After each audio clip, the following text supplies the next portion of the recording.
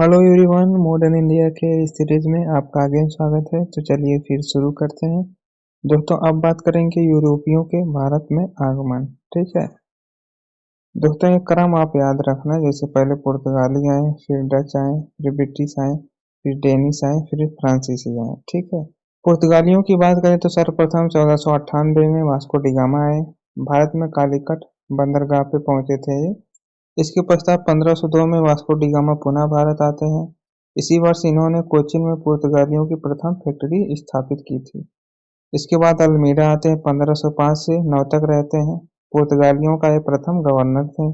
इन्होंने कोचीन को अपना मुख्यालय बनाया था। इसके बाद आते हैं अल्बुकर्क, जो कि 1509 से 15 तक रहते हैं।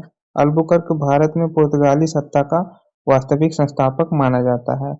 इन्होंने बीजापुर से गोवा को जीत लिया था। इसके बाद वास्को डी गामा पुनः 1524 से 29 तक गवर्नर रहते हैं। गोवा में इनकी मृत्यु हो जाती, गोवा में ही इनकी कब्र भी बनाई जाती है। इसके बाद आते हैं नूनू दा कुना, 1529 से 38 तक रहते हैं। यह अल्बुकर्क का वास्तविक उत्तराधिकारी था।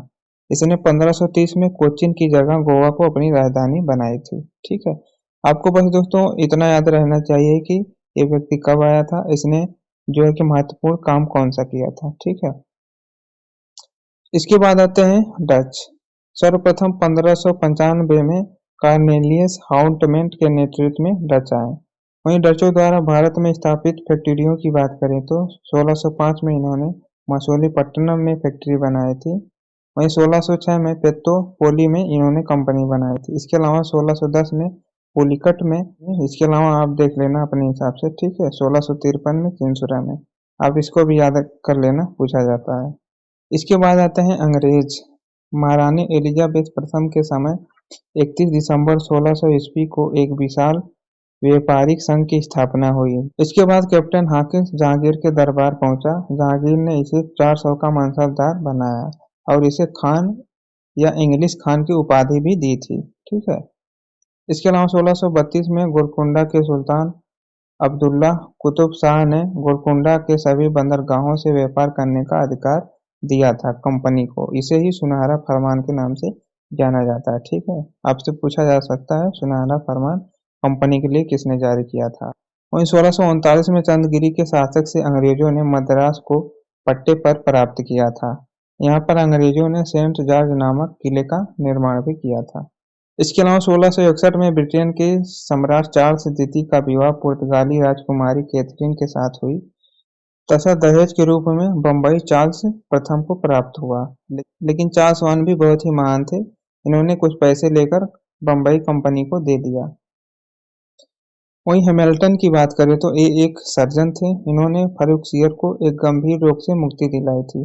इसी से प्रसन्न होकर फर्रुखसियर ने 1717 ईस्वी में एक फरमान जारी किया था। ठीक है, जिसमें कंपनी को बहुत सारी रियायतें प्राप्त हुई थी। ठीक है, वहीं भारत आने वाला प्रथम अंग्रेज जॉन मेल्डन हॉल था। ठीक है, ये भी आपसे पूछा जा सकता है प्रथम अंग्रेज कौन आया था, तो आप बता देना जॉन मेल्डन हॉल।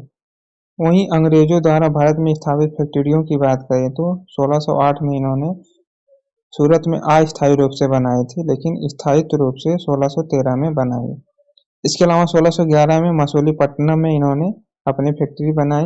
फिर 1616 में अहमदाबाद, बुरहानपुर, आगरा में इन्होंने फैक्ट्रियां बनाई। 1632 में गोलकुंडा में। ठीक है, वहीं 1633 में बालासोर एवं हरिहरपुर में।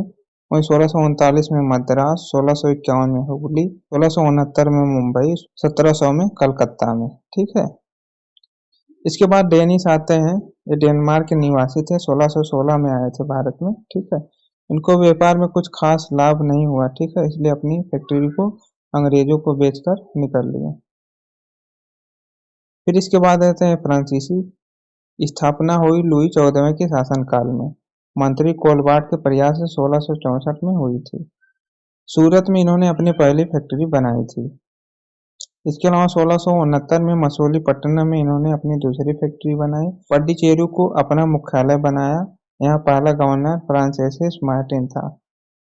इसके अलावा आंग्ल फ्रांसीसी संघर्ष या कर्नाटक युद्ध की बात करें तो प्रथम कर्नाटक युद्ध की बात करें तो 1746 से 48 में हुआ था। कारण राष्ट्रीय उत्तराधिकार का प्रश्न अंग्रेजों एवं फ्रांसीसियों में अमेरिका में होने वाला युद्ध था। ठीक है।